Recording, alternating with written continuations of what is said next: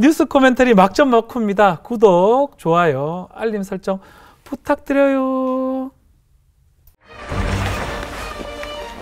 뉴스의 이면을 꿰뚫어보는 본격 속마음 정치 토크쇼 뉴스 코멘터리 막점 막후의 박지원입니다. 네, 시사하는 개그맨 MC 장원입니다. 자, 그리고 막점 막후에 새로운 두 형님을 좀 모셨습니다. 자, 먼저 부드러운 카리스마 김성환 서평론가. 네. 안녕하십니까? 반갑습니다. 네. 자, 이분 정말 만만치 않습니다. 여의도 짬밥이 20년인데 사실 의원실에서는 막후 실세에서 연구소장으로 명을 바꿨습니다. 공간과 논쟁 정책센터의 장성철 소장님 함께합니다. 안녕하세요. 반갑습니다. 네. 오랜만이에요. 오랜만입니다. 네. 뭐 안 좋은 기억 있었나요? 아, 좋은 기억 많아요. 네. 네, 그리고 또 한 명의 형님 모셨습니다. 팩트체크라면 이분을 뭐 따라올 분이 없을 거라고 생각이 듭니다. 뉴스톱의 김준일 기자 모셨습니다. 예, 안녕하세요. 근데 제가 형님이 맞나요? 당연히 저보다 형님이시죠. 아, 그렇군요. 저한테도 형님이잖아요. 예. 박지원 진행자보다 형님 2살이나. 엄청난 충격적입니다. 오늘 막점 먹고 형님 버전입니다. 평소보다 더 좀 든든한 느낌이 드는 것 같습니다. 그렇죠. 솔직히 저는 제가 먼저 얘기할게요. 저 좀 달아주세요. 저는 정말 나오고 싶었던 프로그램이었습니다. 제가 되게 나오고 싶다고 주위에 많이 얘기를 해가지고 드디어 꿈이 이루어졌습니다. 네. 가문의 경사라고 좀 생각을 합니다. 어느 요일 몇 시에 방송된지 아십니까? 목요일 날 11시에 방송합니다. 시사를 이렇게 재밌고 쉽게 풀어주는 게 굉장히 어려운데 굉장히 재밌게 시사를 얘기해 주셔가지고 제가 깜짝 놀랐습니다. 알겠습니다. 역시 박진장 사다. 아유, 막 기대가 오늘 되는데요. 자, 재보궐선거 얘기를 해야 될 것 같습니다. 5개월 앞으로 다가왔는데요. 네. 그걸 전제로 하면 적극적으로 검토를 할 생각입니다. 책임감을 가지고 고민하고 한 번도 생각해 본 적이 없습니다. 이해의 답입니다. 정권 교체를 위해 깃발을 제가 들고자 몹시 힘겨운 선거가 될 거예요. 낙관적인 측면이 있다고. 최근 집값과 전세값은 가파르게 치솟는 상황.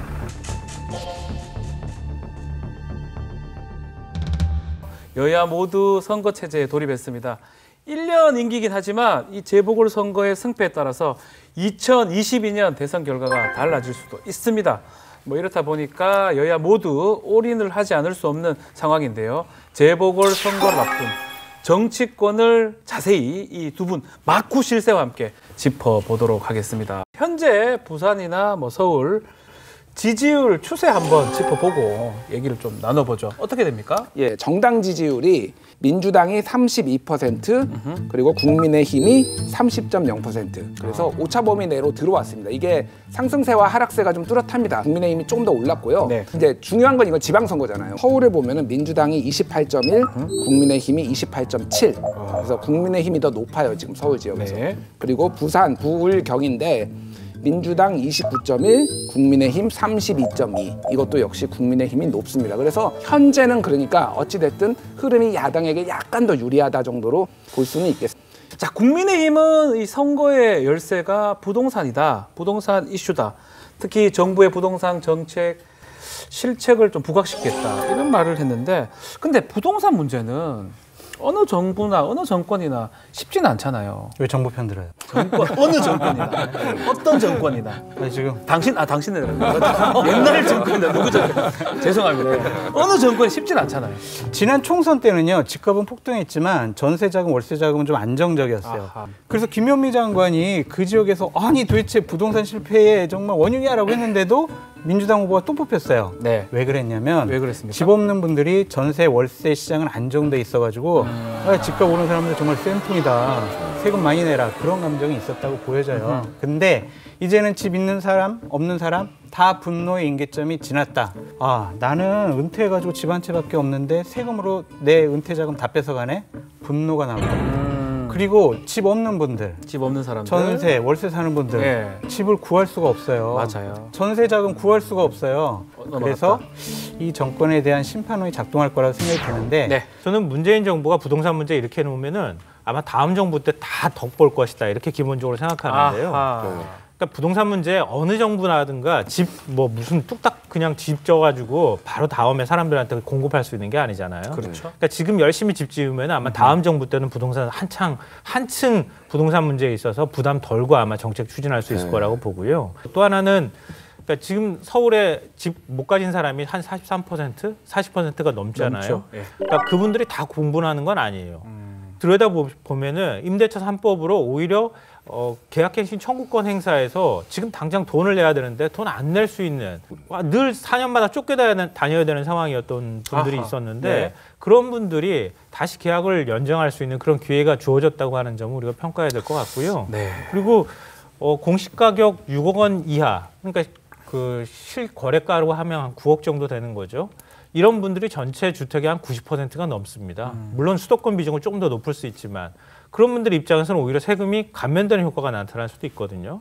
그러니까 그런 분들의 분노를 그냥 우리가 야당에서 얘기하는 것처럼 얼마 전에 뭐 전세 대책 내놨을 때 호텔이나 이런 거 막 개조해가지고 내는 게 무슨 대책이냐 이렇게 했는데 그건 전체 10%도 안 되는 물량이었잖아요. 네. 근데 그게 전체인 것처럼 비추게 만드는 게 그게 선전이거든요. 언론이라는 거죠. 네. 아니 그게 그런 언론에서 한 게 문제를 아니라니까요. 얘기할 때 이낙연 대표가 제일 먼저 본말을 얘기했어요. 전도해서는 안 된다고 생각하는 알겠습니다. 거죠. 본말 전도하고 이낙연 대표입니다. 이낙연 대표가 본인 기자회견하면서 우리 부동산 대책 곧 나오는데 호텔을 개조해서 이거 뭐 공공임대 하겠습니다. 본인이 얘기했어요. 언론에서 얘기한 거 아니에요. 그러니까 그거는 살짝 힌트 그거에 준 거지. 대해서 그게 무슨 물량이 그렇게 많지 않기 때문에 그 효과가 뭐 아니다라는 제가 그 편들은 거 절대 안 이낙연 편들어요. 이낙연 편을 제가 왜 듭니까? 알지도 계속해요. 못하는 사람을. 제가 지금 월세 사는데요. 네. 전세로 이사를 하려고 집을 알아보고 있는데 정말 매물이 없습니다. 근데 많이 듣는 이야기가 원래도 뭐 정책적인 부분도 있겠지만 워낙 언론이랑 이 뉴스 뭐 신문 그리고 야당에서 워낙 공격을 해대니까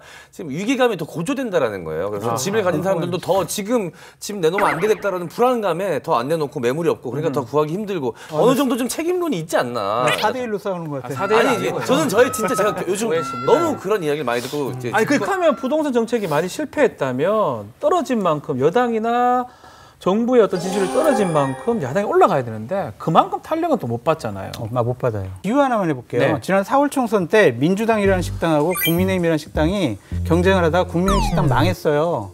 주방장 맛이 없어서, 네. 불친절해서, 그 다음에 주인장 같은 경우에는 너무 거만해서 네. 망해버렸어요. 그리고 더러운 음식점이라서. 근데 간판도 바꿨어요. 종업원도 바꿨어요. 주방장을 안 바꿨어요. 음식이 계속 맛이 없는 거예요. 그래요? 네. 그 음식점 가겠냐고요. 그러니까 빨리 메인 주방장, 셰프를 유명한 사람 데리고 와가지고 우리 이런 사람 있습니다. 우리 음식점 오세요라고. 근데 그쪽 얘기하러 왔는데 그쪽 비판해도 됩니까 이렇게? 전 합리적인. 바뀌어야 된다 거기 다. 합리적인. 아니, 이거 뭐 이긴다는 거예요? 진다는 거예요? 5대0인데 지금 이렇게 되면 4대1도 아니고. 그러니까 지난 총선 때도 그랬어요. 그때 여권 심판은 나오고 그렇죠. 그랬었는데도 불구하고 그런데도 선거 결과는 완전히 달랐거든요. 그렇죠. 그러니까 그거는 선거판으로 들어갔을 때와 들어가지 않았을 때의 상황은 달라질 수 있다는 말씀을 드리는 겁니다. 그래요. 근데 좋습니다. 예. 제가 아까 말씀드렸잖아요. 선거의 4대 변수, 이 공식에 넣어서 계산을 해봐야 한다. 제일 중요한 게 명분입니다. 그다음에 구도, 인물, 그다음에 정책이 중요해요. 이게 선거의 4대 요소. 4대 요소. 제가 이것을 20년 노하우로 개발한 겁니다. 칭찬 좀 해주세요. 좋습니다. 명분. 여당이요. 네. 지금 누구를 공천할 수 있는 명분이 안 돼요. 잘 아시죠? 본인들 약속 깨버리고 이제 출마 공천하겠다라고 약속한 거. 구도 1대1 구도가 될 거예요. 그다음에 인물. 인물은 조금 좀 제가 걱정되는 부분이고. 네. 정책. 결국에는 여권에서 부동산 서울 지역. 자, 부동산 우리가 잡겠습니다. 25번째 대책 내나요? 이명박 박근혜 정부 때도 한 네. 20번씩 내놨어요. 제 기억으로는. 그때 안정됐잖아요. 24번 내놨다 그래가지고 안정된 건 아니고 정책을 잘했다기보다는 지금 부동산 전문가 붙잡고 한번 다 물어보세요. 박근혜 정부 때 규제 완화하고 박근혜 정부 때 주택 제대로 짓지 않아가지고 직공부 안 했기 때문에 지금 그 후과를 문재인 정부가 맡고 있다 이렇게 얘기해요. 이건 객관적으로 얘기할 때도 부동산 그래요. 문제는 뭐 여기 아니야, 이슈가 저도 말 좀 할게요. 말 계속하고 있거든요 지금. 이명박 정부 탓하는 것은 저 옳지 못하다고 생각이 들어요. 아니 근데 왜냐하면 그 탓이 아니고 정책이 계속 있었다는 그 말. 그게 탓이죠. 왜 자꾸 김성환 평론가를 들어요? 아니 그러니까 이건 집권 초기부터 야 박근혜 이명박 정부 부동산 정책 잘못됐구나. 우리가 이렇게 대비해가지고 집값 안정화시키고 정말 서민들 전세 월세 이거 마음껏 구할 수 있게 해드려야 되겠구나라고 했어야 되는데 집권 4년 차에 와서도 박근혜 이명박 정부가 정책을 잘못해서 이거는 말이 안 돼요. 말이 안 맞다. 무능력한 정부 네. 때문이다라고 말씀드립니다. 알겠습니다. 자, 이런 상황에서 속속들이 후보군들이 등장을 하고 있습니다. 여권의 경우는 서울시장에 우상호 의원이 출마 선언을 했고요. 박영선 장관도 유력하게 거론이 되고 있고요. 박주민 의원도 뭐 뜻이 있다고 밝힌 바가 있습니다. 여기는 양박의 싸움입니다. 박영선, 박주민 이 두 분의 싸움인데 저는 박주민 의원에게 한 표를 던지고 싶습니다. 왜냐하면 어차피 경선을 통과해야 되는데 친문 세력의 강력한 지지를 받고 있는 박주민 의원이 후보가 될 가능성이 높다. 라는 생각이 듭니다. 박주민 의원이 제일 해볼만 하다고 생각하셔서 이렇게. 혹시 박주민이 나오면 좋아요? 진짜 그렇게 말한 거예요? 이 얕은 수작을 부리시면 어떡해요? 이길 수 있을 것 같아요? 박주민 의원 기분 나쁘겠는데요. 박주민 의원이 자주 보아요. 몇 번 출연도 했는데. 아, 그래요? 박주민 의원도 만만치는 않다고 저는 생각하는데요. 우상호 의원 그냥 거저 그냥 지금까지 온 거 아니거든요. 그렇죠. 네. 우상호 의원도 만만치 않습니다. 당내 원내대표까지 지냈고요. 그러니까 당내 기반도 탄탄하고. 사실 변수로 오히려 박영선 장관이 나왔을 때 그러면 어떻게 할 거냐. 이게 제일 큰 민주당의 고민거리가 아닌가 싶어요. 박영선이 나왔어요. 여성 가산점 문제도 걸리죠. 네. 그리고 뭐 지난번에 이제 성비위와 관련되는 문제로 그런 문제까지 발생했기 때문에 그럼 차라리 여성 후보를 내는 게 낫지 않겠느냐. 뭐 이런 이제 얘기들이 당내에서도 나오고 있거든요. 네. 최근에 그 여론조사를 좀 참고할 필요가 있어요. 그러니까 한마디로 얘기하면 인지도에서 이건 인지도 조사나 마찬가지입니다. 왜냐하면 정치권이나 뭐 이런 시사 프로그램에서는 사실은 선거 막 이렇게 얘기를 하지만 일반 시민들은 지금 달아오르지가 않았어요. 그래서 그렇죠. 잘 생각을 안 하기 때문에 이렇게 물어보면은 가장 인지도가 높은 사람한테 응답을 하기가 좀 편해요. 또 하나는 이제 뭐 서울시장이나 부산시장이나 어떤 성추행 이슈들이 어느 정도 있었고 그거에 대해서 잠재적으로 이제 후보자 여성이 좀 나가면 어떨까라고 각 당의 지지자들이 이게 막연하게 생각을 한 거예요, 그러니까. 지금은 좀 인지도 싸움일 것이다 이렇게 말씀하셨네요. 인지도와 친문 세력의 강력한 지지를 받고 있는 다코스가 있습니다. 누구죠? 추미애 안 하기로 했잖아요. 아니, 너무 지금 속내가 막 보여요. 윤석열 검찰총장이 그대로 남아 있으면 안 나오잖아요. 안 나온다. 추미애, 윤석열 다 같이 나오잖아요. 다 같이 서울시장으로 나와요. 아주 그냥. 아까 공항 얘기부터 우리 장 소장님 얘기대로 만약에 대한민국이 된다 그러면 여기 안 하겠던데요. 나 놀림당하는 거 아닙니다. 네. 그런데 이제 범민주 진보 진영의 다른 후보들 이름도 막 거론이 되더라고요. 그렇죠. 정의당의 심상정 전 대표 이름도 막 나오고 열린민주당의 김진eng 의원 이야기도 거론이 좀 되고 있습니다. 근데 만약에 출마를 한다 그러면 민주당 입장에서는 좀 표가 갈리지 않을까요? 과거처럼 야권연대전, 뭐 지금 이제 여권연대가 되나요? 네. 뭐 그런 얘기가 나올 법한 상황인데요. 민주당 입장에서 지난 뭐 총선 때도 마찬가지지만 어떻게 해서든 독자 생존하는 방향으로 갈 거다. 그러니까 연대하지는 않을 거라고 생각해요. 근데 시나리오가 있어요. 네네. 여권에서 나오는 시나리오가 뭐냐면 아무리 생각해도 우리가 질 것 같다. 어떤 후보를 내세워도. 그런데 서울시장을 야권에게 넘기긴 어렵다. 그럴 경우에 심상정 정의당 전 대표가 서울시장직에 관심이 많답니다. 그래서 심상정 대표에서 출마를 해요. 그러면은 여권 단일 후보. 가능성이 있다? 여권 단일 후보로 그냥 심상정 대표를 밀어주고 본인들은 경선을 통해서 그냥 본인들 후보를 안 내는 거죠. 그러한 시나리오도 있다라는 것이고 예. 뭐 별의별 얘기 다 나오는데 너무 마쿠 얘기만 하시는 것 같아요. 마쿠만 얘기를 하는데 막점 마쿠니까 제가 이런 시나리오를 시켜드리는 거예요. 자, 야당 얘기합시다. 야당이 문제예요, 사실은. 야당이 이 오세훈, 유승민, 안철수 이 사람들이 좀 대물들이잖아요. 네. 근데 불출마하겠다고 얘기를 했거든요. 이 사람들 안 나오는 겁니까? 전략적으로 이러는 겁니까? 유승민 전 의원 같은 경우에는요. 단서를 달았어요. 현재까지는 지금까지는 안 나온다. 나는 생각을 해본 적이 없다라고 예. 얘기를 했고요.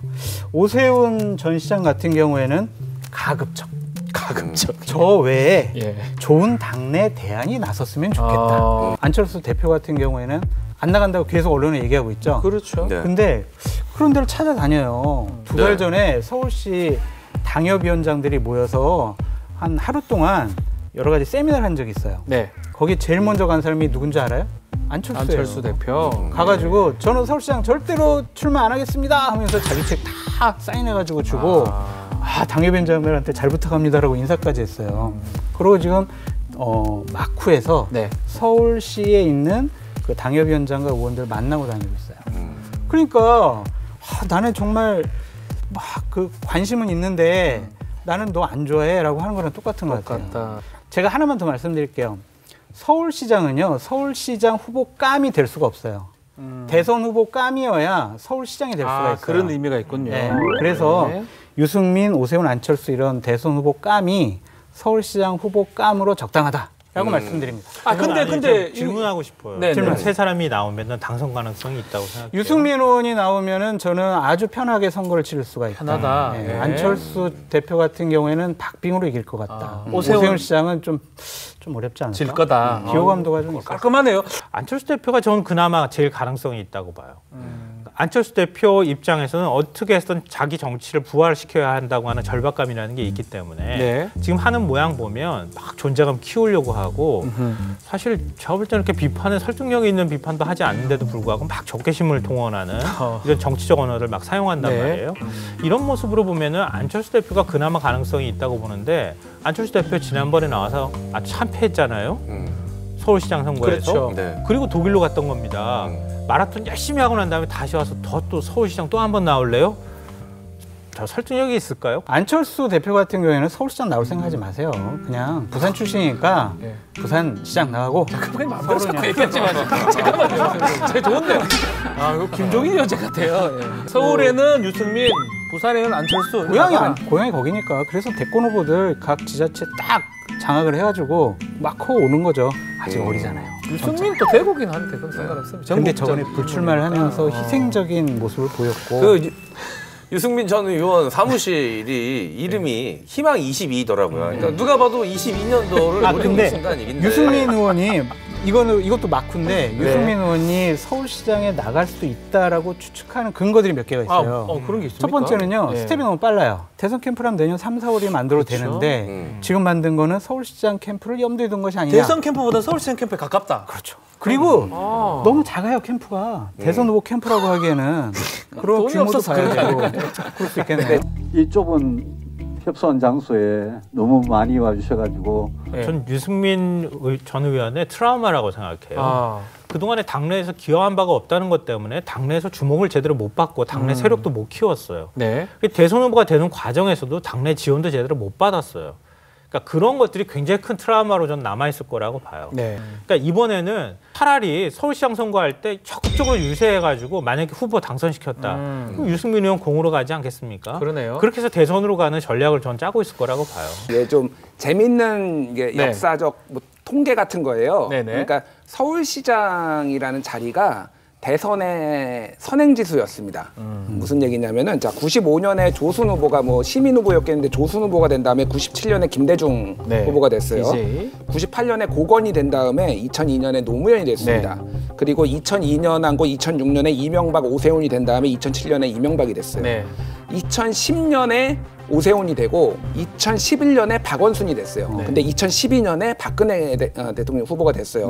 2011년과 2012년 너무 짧았던 거예요. 그러니까 오세훈 후보의 그게 여파가 있어서 2년이 되고 2014년에 박원순 시장이 재선을 한 다음에 2017년에 문재인 후보가 됐어요. 그래서 서울 지역이 이거는 2022년에 지금의 야당이 가져올 것이냐 대선을 저는 좀 부정적으로 봐요. 이거는 먼 얘기지만은 하지만은 만약에 내년에 2021년에 서울시장을 가져온다. 그러면 2027년에 상당히 가능성이 높아진다. 다음 선거 때 그거를 안다라면 아까 전에 말씀하셨듯이 유승민 후보가 서울시장을 한번 하고 그리고 2026년에 임기가 끝나거든요. 서울시장 끝나고 2027년에 대선에 가면은 서울시장 딱딱 맞아 떨어집니다. 민주당 입장에서는 져서는 안 되는 선거인데요. 왜냐하면 내년에 보궐선거에서 국민의힘 후보가 됐다고 쳐요. 그럼 부동산 정책 서울시가 협조 안 할 겁니다. 그렇죠. 부동산 정책 서울시가 해야 될 일이 굉장히 많거든요. 막 뒤집기 시작합니다. 그러면은 정권 자체가 흔들릴 가능성이 있어요. 민주당은 어떤 방식으로든 이길 수 있는 선거를 할 거다. 이런 건데요. 이게 굉장히 중요한 포인트라고 저는 생각하는데 지난번 총선 때 미래통합당이죠. 미래통합당은 이기는 위한 선거가 아니라 명분을 중시하는 선거였어요. 그렇죠. 그래서 후보들을 공천하는 과정에서 명분을 더 중시하면서 공천을 했어요. 그래서 과거에 친이 빼고 누구 빼다가 이상한 후보들 막 내보내고 이런 일들이 발생해서 졌다는 평가도 나왔거든요. 그러니까 지금 국민의힘 쪽에서는 후보들을 갖다 놓고 좀 더 거물이어야 해. 그러면서 어거지로 구도를 만들어가는 방식이겠지만 민주당은 확실한 전략을 갖고 이길 수 있는 사람한테 그냥 올인하는 방식으로 갈 가능성이 있다는 거예요. 자, 그러면 정말 여권에서 또 안 좋은 곳이 있어요. 부산. 동남권 신공항 공약을 지킬 수 없게 된 것에 대해서 특히 영남 지역 주민 여러분들께도 위로의 말씀을 김해 공항을 신공항급으로 확장하는 것이 최선의 방안이라고. 동남권 관문공항으로서 김해 신공항 추진은 근본적인 검토가 필요하다고. 가덕 신공항 추진에 국민의힘 부산 국회의원들도 적극 힘을 보탤 것입니다. 선거를 앞두고 표를 얻기 위해서 국책 사업을 함부로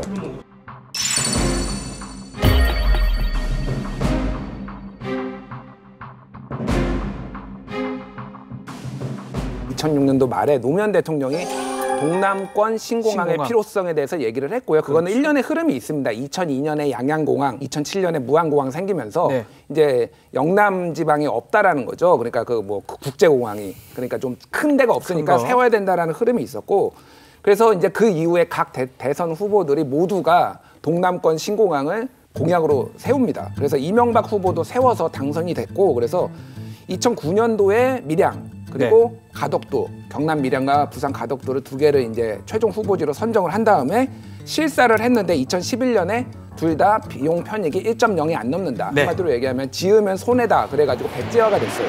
그리고 2012년에 박근혜 후보가 또 공약을 내세운 다음에 2016년에 이제 김해 신공항이 갑자기 됐어요. 김해를 확장하는 걸로? 여러 가지 요인이 있었지만은 비용 문제였어요. 비용 문제. 2016년에 그 비용을 말씀을 드리면 김해공항을 확장하는 게 4조 3,929억 원이 든다라고 결과가 나왔고요. 가덕도 같은 경우에는 활주로를 2개 만들면 10조 7,587억 원, 그리고 하나만 만들면 7조 8,810억 원이 나온다.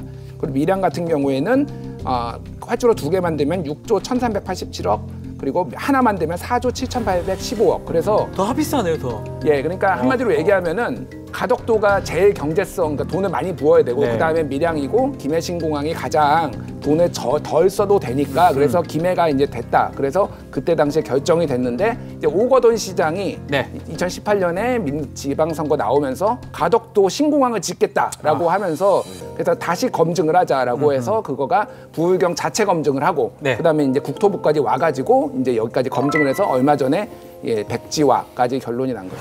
네, 야당에서는 결국엔 선거용 정책이다라는 목소리가 많습니다. 그리고 이게 갑자기 선거를 앞두고 이 시기에 이렇게 정책을 뒤집는 것이 말이 되냐라는 비난이 굉장히 많이 존재하고 있는 상황이고요. 민주당 입장에서는 이런데도 불구하고 계속해서 추진해 나가는 이유가 또 있을 것 같습니다. 그러니까 2016년도에 그때 이제 외부 용역을 맡기 위해서 프랑스 업체에서 검증을 했다고는 하지만 그러니까 당시에 밀양 아니면 가덕도 두 가지 중에 하나를 놓고 선택지를 그 둘 중에 하나를 선택할 줄 알았더니 갑자기 난데없이 김해 신공항이 툭 하고 튀어나왔단 말이에요. 김해공항이 영남권 거점공항의 역할을 수행하는데 부족함이 없는 대안이라고 판단. 그때도 이거는 일부러 어느 쪽도 줄 수가 없는 상황이었기 때문에 김해 신공항으로 그냥 결정을 해버린 거나 다름이 없다. 이런 얘기가 당시에도 정치적 해석이 나왔고요. 타협책이었을 것이다. 그거 결정하고 난 다음에 한 달 뒤쯤에 청와대 박근혜 대통령이 난데없이 갑자기 대구 군공항 이전해가지고 지금 군이 의성이죠. 그쪽으로 공항 옮겨가지고 공항 하나 만들어주겠다 이렇게 발표를 합니다. 그건 사회적인 공감대나 공론화가 전혀 없는 상황에서 툭 하고 튀어나온 거거든요. 그러니까 그때도 역시 마찬가지로 정치적으로 분배한 것이나 다름이 없다. 이렇게 보는 거예요. PK 지역에서 볼 때는. 그러면 김해 신공항은 그러면 앞으로 얼마나 효용성 있게 쓸 수 있을 것이냐. 그러니까 김해 쪽에 지금 에코델타시티인가요? 계속 신도시 들어서고 이러는 상황에서 공항 소호 문제나 이런 민원들이 끊이지 않고 있는 상황이니까 이런 상황에서 공항을 관문공항으로 만들 수 있을 정도로 계속 확장성 있게 가져나갈 수 있을 것이냐. 아마 그런 게 부족하다고 하는 의문이 계속 제기가 되니까 다시 한번 들여다보자. 대구 군공항 이전해가지고 공항 하나 만들겠다고 해서 공항 만들고 있잖아요. 그러면은 밀양에다가 또 만들어요? 안 되잖아요. 그러면은 김해신공항 아니면 어디로 가야 돼요? 가덕도. 그렇게 결론이 가는 거예요. 그래서 지금 가덕도 얘기가 계속 나오는 겁니다. 어쨌든 간에 야당이 이거 가지고 딜레마에 좀 빠진 것 같아요. 딜레마. 많은 딜레마. 왜냐하면 야당은 부산에도 의원들이 꽤 있고요. 국민의힘. 특히 대구, 경북은 뭐 올 국민의힘이잖아요. 네. 의원들이. 그러다 보니까 또 주호영 원내대표 같은 경우는 대구 수성 쪽이고. 큰일 났어요. 이것 때문에. 그래가지고 민주당 인사들은 그러죠 지금. 그래 국민의힘 고맙다. 이런 식으로까지 얘기하잖아요. 근데 저는 이렇게 얘기하고 싶어요. 저 PD님 절대로 편집하지 마십시오. 네. 제가 국민의힘께 이 좋은 대안을 마련해 드리겠습니다. 아 그래요? 네. 가덕도 신고가 무조건 찬성하는 거예요. 뭐 국민의 세금, 국가 재정 건전성, 파탄 나든 말든 상관없어요. 몰라요. 하지만 우리 관문공항 필요하니까 그거 그대로 해요. 그러면은 TK, PK 분열될 일이 없어요. 국가 세금?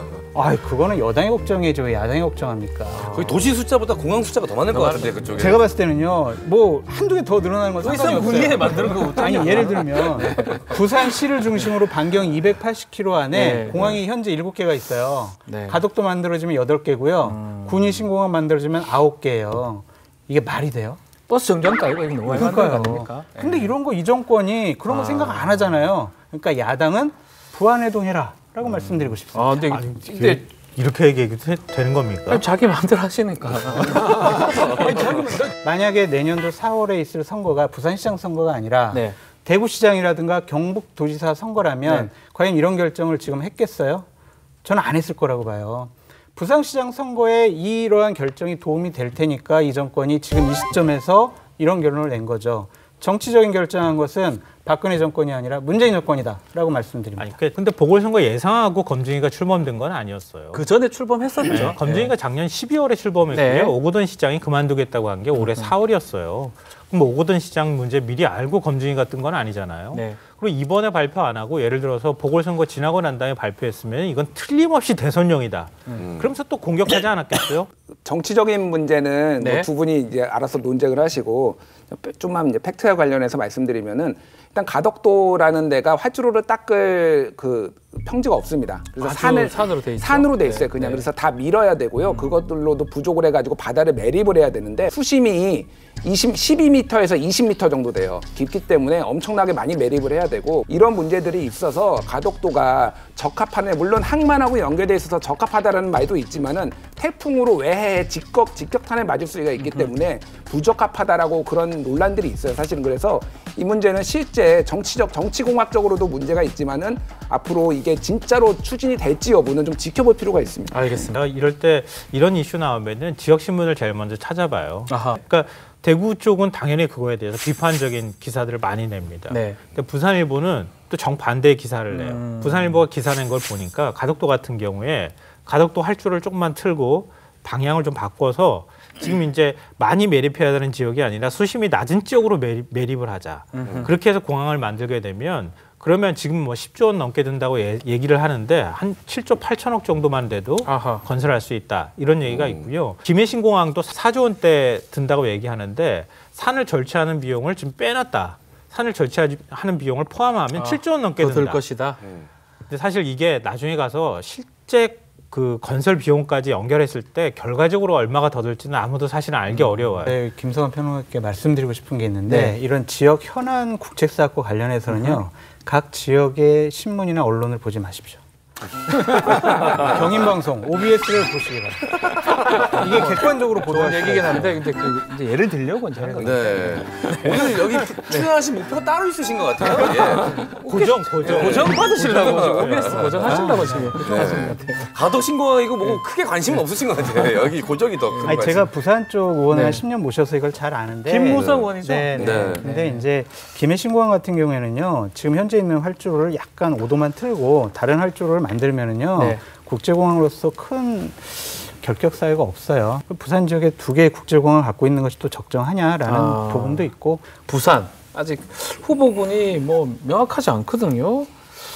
여권에는 좀 부산시장 후보가 좀 있나요 지금 뭐 제일 많이 거론되는 게 김영춘 전 의원하고 그리고 청년 뭐 정치인으로서 김혜영 전 의원 정도가 유력하게 거론되던데 아예 그냥 의회 인물을 과감하게 낼 수도 있다 이런 얘기도 나오고 있고요. 야당은요? 야당은 뭐 주서 섬기기가 너무 많은데요. 일단 뭐 빠르게 얘기하면 이진복, 유재경, 이현주, 박민진, 유기준, 서병수, 장재원, 뭐 박형준 뭐 이런 분들이 있습니다. 쭉쭉 나오네요. 네, 쭉 나오는데요. 네. 뭐 10만 대군이네. 예. 예. 야당의 부산시장 후보가 자격 요건이 있어요. 뭐가 있죠? 제일 큰 자격 요건은 뭐냐면요. 부산 사람?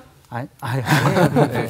그 지난 총선 때 출마를 했거나 해서 떨어졌거나 뭐 현역이 됐거나 그런 분들은 나오시면 안 돼요. 좀 새로운 인물들이 나와서 부산을 좀 바꿨으면 좋겠다. 그럼 장재원도 안 되고 이현주 나왔으니까 안 되고 서병수 안 되고 모르겠어요. 자, 마지막으로 오늘 좀 정리하는 좀 말이기도 할 텐데 이 재보궐 선거의 필승 전략. 이거는 재보궐 선거의 승패는 뭐뭐에 달렸다. 이거 한번 해볼까요? 아, 인물이다. 인물이다. 인물이 이렇게 말씀드리셔라. 아, 이건 저도 공감이 됩니다. 제일 중요한 거는 집권 여당에 있어서 민주당은 좀 겸손한 모습을 끝까지 보여주는 노력을 해야 된다고 재보궐 생각합니다. 선거의 승패는 겸손에 달렸다. 저는 박지원 앵커님이 어떻게 생각하시는지 궁금해요. 국민에게 달렸다.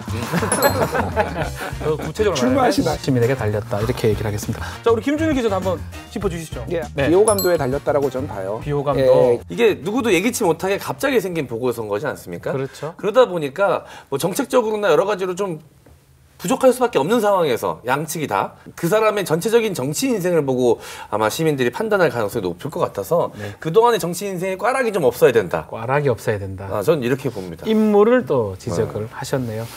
자, 보궐선거 이제 막을 올렸는데요.